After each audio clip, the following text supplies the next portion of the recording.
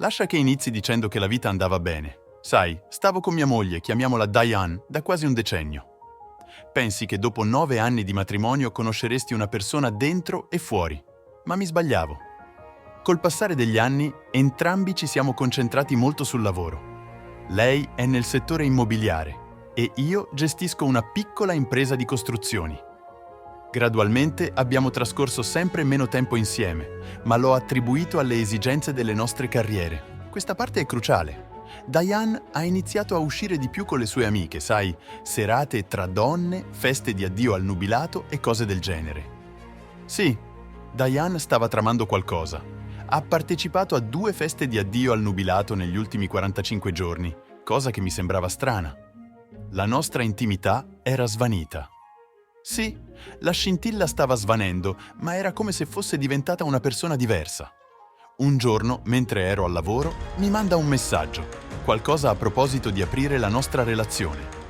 Sapevo che c'era qualcosa sotto. Ho letto il messaggio 3 volte, cercando di capirne il senso. Che significa? Non potevo credere che mia moglie stesse proponendo una cosa del genere. Non ho risposto subito al messaggio. Dovevo rifletterci. Quando sono tornato a casa quella sera, la prima cosa che ha detto è stata: «Hai ricevuto il mio messaggio?» Le ho risposto che sì, l'ho visto, ma che dovevo pensarci su. Le ho detto: «Non ti ho sposato per condividerti».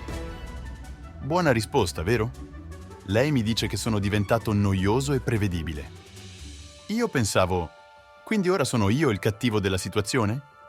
Nonostante ciò, ho mantenuto la calma. Le ho detto: «Ok, vuoi varietà, ma io devo pensarci». E lei mi risponde con un qualsiasi cosa. Sì, l'ha detto proprio così, come se stessimo discutendo su cosa mangiare a cena. Il giorno dopo ho deciso di informarmi sulle leggi del divorzio del New Jersey. Il New Jersey è uno stato senza colpa, ma puoi chiedere il divorzio basato su colpe. Visto come si comportava Diane, ho deciso di affrontare la grande domanda: sta tradendomi? Perché altrimenti chiederebbe una relazione aperta, giusto? Probabilmente sì. Ho fatto una rapida ricerca e ho scoperto che i dispositivi GPS sono legali nel New Jersey solo se possiedi il veicolo. Se non possiedi l'auto, non puoi semplicemente mettere un dispositivo GPS sull'auto di qualcun altro. Ho pensato: bene, vediamo cosa sta succedendo. Prima di accusarla con i documenti del divorzio, ho installato il dispositivo GPS nella sua macchina.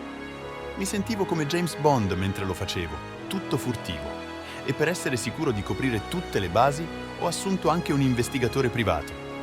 Puoi chiamarlo esagerato, ma avevo bisogno di prove visive, non solo la macchina parcheggiata in posti sospetti. L'investigatore privato era stato consigliato da un amico a cui avevo confidato la mia situazione. Mi ha detto che questo investigatore aveva già lavorato per la sua azienda. Passavano i giorni e ogni sera controllavo l'app GPS sul mio telefono. Vedevo Diane andare in posti sconosciuti, luoghi di cui non avevo mai sentito parlare. Non erano i suoi soliti luoghi, sai, posti dove andavamo insieme o il suo ufficio. Questo ha sollevato alcuni sospetti. Finalmente, un giorno, l'investigatore privato mi chiama dicendo: «Ho qualcosa che devi vedere». Non ha voluto entrare nei dettagli al telefono. Mi ha chiesto direttamente se volevo andare di persona a vedere ciò che aveva scoperto o se preferivo che mi inviasse un link. Ho scelto il link. Mi ha mandato un'email con il file, dicendomi di aprirlo quando ero pronto. Il mio cuore batteva forte. Ho cliccato sul file e lì c'erano le foto, chiarissime. Diane in un club per uomini che avevo già riconosciuto. Ma non si trattava solo di questo. Non era lì a guardare uno spettacolo o a festeggiare con le amiche. No, era lì con un uomo, qualcuno che non avevo mai visto prima. Erano troppo vicini per il mio comfort. Il mio istinto mi diceva che era una brutta situazione. Ho continuato a scorrere le foto e ho visto non uno, ma 2 uomini diversi con cui era. Come se non bastasse, c'erano anche delle foto di lei con una coppia, tutti molto affiatati con mia moglie. Sì, aveva una vita segreta. In quel momento mi ha colpito come un macigno. Diane stava vivendo una vita completamente diversa dietro la mia schiena, facendomi passare per uno stupido. Ero devastato, ma allo stesso tempo ero pronto. Non ho affrontato Diane, avevo altri piani. Volevo che fosse completamente sorpresa dal divorzio. Così, con le prove dell'investigatore privato e le informazioni del GPS che non pensavo avrebbero avuto molto impatto, ho deciso di procedere. 2 settimane dopo, stavo ancora preparando tutto per andarmene senza che Diane sapesse nulla. Ho dovuto presentare la domanda di divorzio, cosa che ho fatto. 2 giorni dopo, ho lasciato che Diane continuasse a fare quello che stava facendo. Una volta che ho ricevuto le informazioni dall'investigatore privato, non l'ho più toccata. Avanti veloce di una settimana, Diane mi dice che sarebbe andata a un ritiro per il weekend con le sue amiche. L'unica cosa che le ho detto è stata «Ok». Non ho avuto altri dialoghi con lei. Il venerdì mattina, appena è partita, ho iniziato a lavorare. Non avevo abbastanza tempo per trovare un appartamento. Così ho preso una stanza in un hotel a lunga permanenza, pagata per 2 settimane, e ho iniziato a fare le valigie. Ho imballato tutto e ho spostato tutto di notte. Dovevo essere strategico, avevo vicini curiosi e non volevo che dicessero nulla a Diane. Entro domenica ero fuori di casa. Non ho lasciato niente, neanche un biglietto.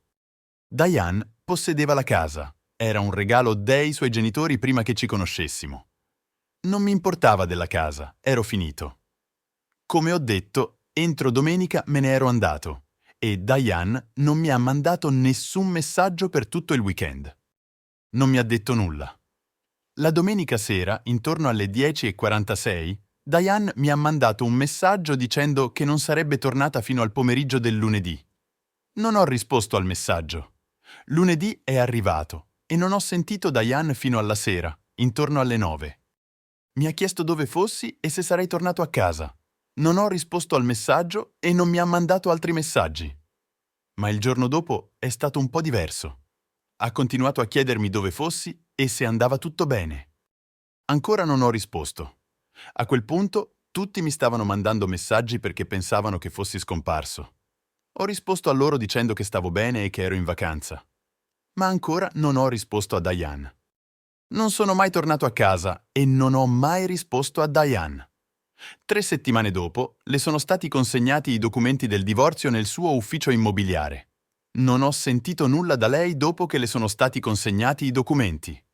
Durante l'udienza di divorzio non ha detto molto, ma l'ho colpita duramente in tribunale. Il mio avvocato ha presentato le prove sul perché volevo il divorzio. Nonostante il mio piccolo lavoro di costruzioni, ho ottenuto l'assegno di mantenimento da lei, 700 euro al mese per 3 anni. Non l'avevo nemmeno chiesto, ma il mio avvocato ha detto che dovevamo provarci. Mi ha detto che se fossi stato io a tradire, lei avrebbe sicuramente colto l'opportunità. So che 700 euro al mese possono sembrare pochi per alcune persone, ma intendo usare quei soldi per risparmiare per la mia prossima mossa. Grazie, cara. Il giudice mi ha anche dato più tempo per prendere il resto delle mie cose da casa sua, ma ho detto al giudice che avevo già spostato tutto. Mentre uscivamo dall'aula, ho visto la mia ex moglie con le lacrime agli occhi. Una settimana dopo il divorzio, ho detto a tutti perché me ne ero andato. Erano scioccati. Alcune delle sue amiche pensavano che stessi mentendo finché non ho mostrato loro le prove che non stavo inventando nulla. Una delle sue ex amiche mi ha contattato circa un mese dopo e mi ha detto che la mia ex moglie si era lamentata di me, di quanto lavorassi e di come non le davo la priorità. La sua amica mi ha persino detto che la mia ex moglie voleva esplorare una relazione aperta, voleva vedere com'era. Mi ha detto che la mia ex parlava di questo molto prima di inviarmi quel messaggio. Beh, comunque, scusate se mi sono dilungato, volevo solo raccontare la mia storia. La mia ex moglie mi ha colto di sorpresa. Non avrei mai pensato che avrebbe chiesto una relazione aperta. A volte i matrimoni possono avere crepe silenziose. In alcuni casi, le relazioni aperte possono causare più problemi di quanti ne risolvano. Anche se potrebbero funzionare per alcuni, i rischi spesso superano i benefici, mettendo potenzialmente in pericolo una relazione monogama stabile. E non c'è nulla di sbagliato in una relazione monogama stabile. Che cosa c'è di sbagliato in una relazione monogama? Sembra che oggi le persone siano allergiche a queste relazioni. Grazie per avermi seguito. Alla prossima!